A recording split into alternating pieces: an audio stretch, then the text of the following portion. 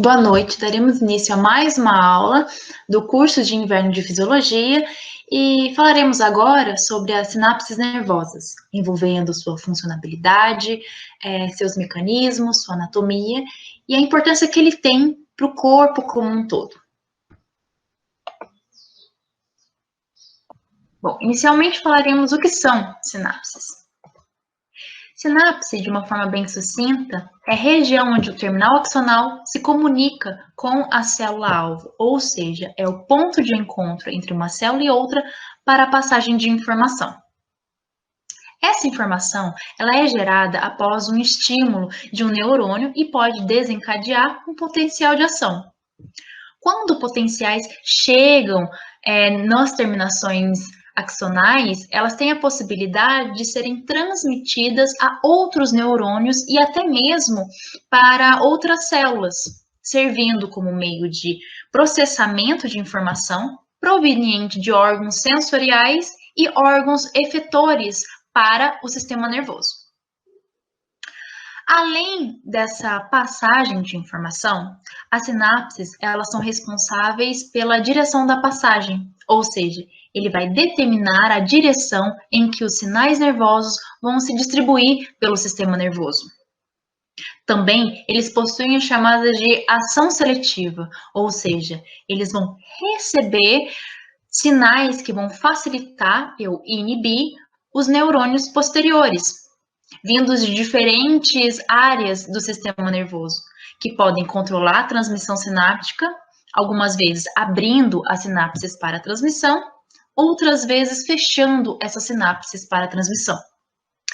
Essa habilidade, algumas vezes, ela tem a capacidade de bloquear sinais fracos, enquanto vai permitir a passagem de sinais mais fortes, e em outros momentos, ela tem a capacidade de selecionar e ampliar sinais mais fracos e transmitir esses sinais em diversas direções. Isso pode ocorrer em razão da diversidade de transmissores, receptores, segundo mensageiro e efetores existentes. Por exemplo, um sinal ele pode ser inibido pela simples abertura de canais seletivos de íons com potenciais de membrana relativamente negativo. Outra função importante das sinapses é o armazenamento de informação, ou seja, é o processo chamado de memória. A maior parte das informações, elas são armazenadas para controle futuro das atividades motoras e também para processos cognitivos. Bom, agora eu vou falar um pouco mais para vocês sobre esse mecanismo de passagem, de armazenamento de informação. Esse armazenamento, ele pode ocorrer no córtex cerebral, em sua maior frequência, e em menores frequências em regiões como regiões subcorticais do encéfalo e medula espinhal. Mas como que acontece esse processo?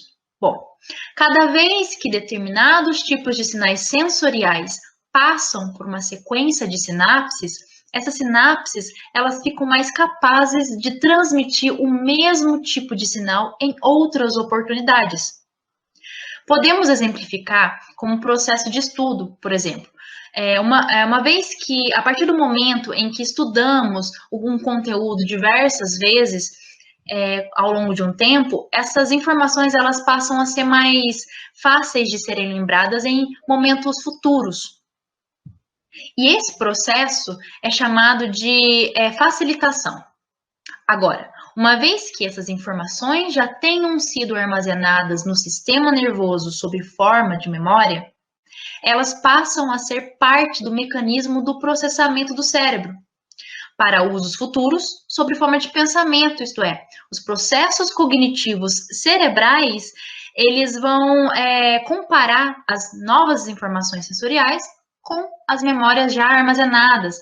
E essas memórias, elas vão, de algum modo, selecionar novas informações sensoriais importantes e transmiti-las a áreas apropriadas, ou para usos em áreas motoras, por exemplo, com o intuito de provocar respostas efetoras imediatas.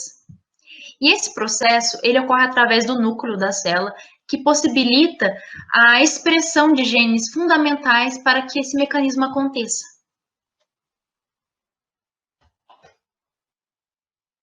Bom, agora eu vou falar um pouco para vocês sobre os tipos de sinapses. Há dois tipos de sinapses, as sinapses químicas e as sinapses elétricas.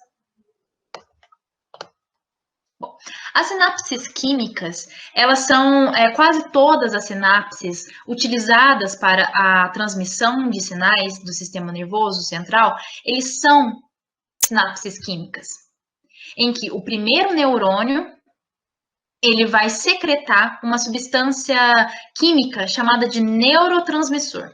Ou seja, são substâncias produzidas pelos neurônios com função de biosinalização, e eles vão atuar em proteínas receptoras presentes nessa membrana subsequente aqui.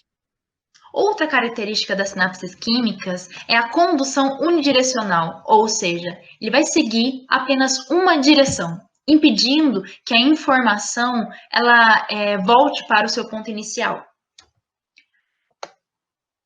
Já as sinapses elétricas, elas têm como característica a passagem de eletricidade de uma célula para outra.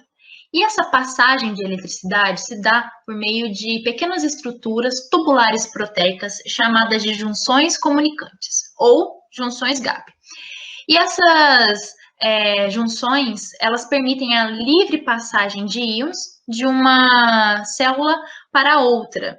E é uma vantagem dessas sinapses elétricas, que é essa condução rápida e bidirecional entre essas células para sincronizar as atividades de uma rede celular. E é por meio dessas junções GAP que e de outras junções similares que o potencial de ação eles vão ser transmitidos de uma fibra muscular lisa para a próxima no músculo liso visceral e de uma célula muscular cardíaca para a próxima no músculo cardíaco.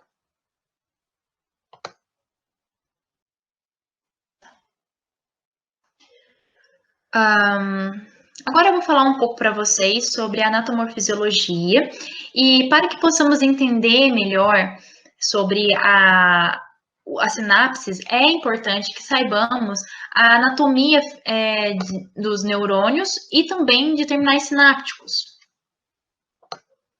Bom, nesta imagem aqui, podemos ver uma imagem, né, de um neurônio, e esses neurônios, eles são células que regem o sistema nervoso. Ele é composto por três partes principais, o corpo celular, o axônio e o dendrito. E o corpo celular, ou o soma, ele é composto pela maior parte do neurônio da célula e contém núcleos e organelas que são vitais ao neurônio, além de funcionar como porção integrativa do sinal captado com um sinal emitido. Essa parte aqui é composta pelo axônio, e o axônio, ele se estende, é o único que se estende do corpo celular, deixa a medula espinhal e se incorpora a nervos periféricos, e ele conduz a informação codificada em potenciais de ação. E os dendritos, que são ramificações do soma, responsáveis por receber essas informações de outros neurônios. Nas terminações desse axônio, são chamadas de terminações do axônio, é nessas regiões em que ocorre a sinapse de uma célula para outra. Nessa imagem aqui também podemos ver um neurônio composto pelo corpo celular, dendritos e axônio, com suas terminações aqui. Bom, os terminais pré-sinápticos, eles possuem uma anatomia variada, mas, em geral, se assemelham com pequenos botões redondos ou ovalados. Nesta imagem aqui, podemos ver o terminal sináptico, composto pelo terminal pré-sináptico, que ele vai ser separado do corpo celular do neurônio pós-sináptico por uma fenda sináptica. Ou seja, esta região é chamada de terminal pré-sináptico, Esta região é chamada de fenda sináptica e esta região é chamada de região pós-sináptica. Bom, apesar das ilustrações caracterizarem essa fenda sináptica como um espaço vazio, ela é preenchida por uma matriz extracelular com fibras que ancoram as células pré e pós-sináptica no lugar. O terminal pré-sináptico ele vai possuir duas estruturas importantes, duas estruturas internas importantes para a função excitatória ou inibitória da sinapse. Nessa imagem podemos ver melhor as mitocôndrias e as vesículas sinápticas.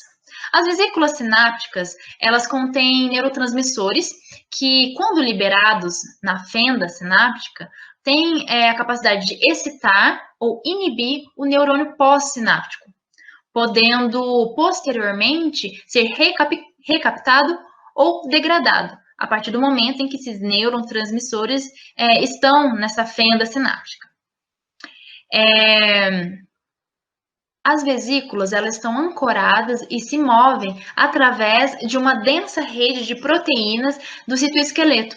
Algumas vesículas estão agrupadas próximas da porção da membrana pré-sináptica que fica frente ao contato sináptico, esta região aqui. Esses sítios de ligação das vesículas são chamados de zonas ativas, que são provavelmente as regiões de exocitose. Já as mitocôndrias, elas fornecem o trifosfato de adenosina, o famoso ATP, que por sua vez tem a capacidade de suprir a energia necessária para sintetizar novas moléculas de substâncias transmissoras. Além disso, o terminal pré-sináptico também pode conter grânulos secretórios, os quais possuem em seu interior neuropeptídeos, isto é, peptídeos que atuam como neurotransmissores. Esses grânulos, eles estão distribuídos ao acaso pelo citoplasma e do terminal sináptico, né? E o aumento de cálcio no terminal axonal parece ser o principal estímulo para a liberação deles na fenda sináptica. Mais para frente, falaremos mais sobre esse mecanismo utilizando o cálcio. Nessa imagem também podemos visualizar o terminal sináptico entre um neurônio e outro. Existem vários tipos de sinapses que podem diferir pela parte do neurônio que serve de contato pós-sináptico ao terminal axonal, ou seja, pela parte do neurônio que recebe o estímulo sináptico. Caso a membrana pós-sináptica seja de um dendrito, ela será chamada de axodendrítica. Se estiver um corpo celular, ela é chamada de axossomática. Se ela estiver em contato em outro axônio, é chamada de axoaxônica. Outras sinapses ocorrem em pequenas invaginações de membrana dendrítica, chamadas de espinhos, e essas são chamadas de axoespinhosas.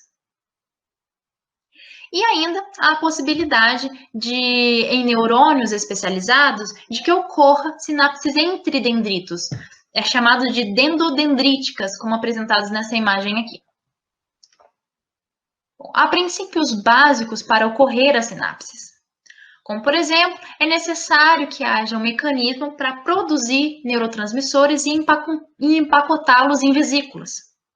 Há também necessidade de mecanismos para secretar os neurotransmissores nessa fenda sináptica, em resposta a um estímulo pré-sináptico.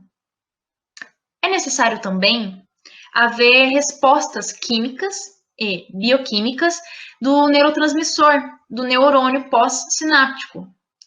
E também vai precisar haver remoção desses neurotransmissores na fenda. E todos esses processos, eles devem ocorrer de forma rápida, a fim de que possibilite a passagem de informação correta. Agora daremos uma pausa de 5 minutos e já daremos continuidade à parte 2 da aula de sinapses nervosas. Até já!